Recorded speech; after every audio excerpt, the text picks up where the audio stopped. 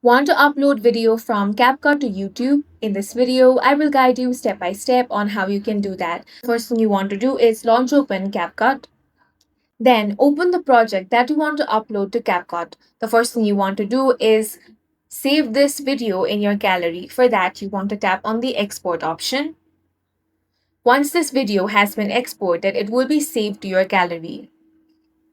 To confirm, you can open up your gallery and then check if the video has been added. Now you want to open YouTube. Tap on the plus icon at the bottom of your screen. Now go ahead and select the video from here. Then tap next. Here you can add description, change visibility, add location, add to playlist, create a title. Once everything is done, tap next. Select if this video is made for kids or not, then tap upload video. Now, the video will be uploaded to your channel, and that's all for this video. If you found it useful, make sure to hit the like button and subscribe for more videos like this.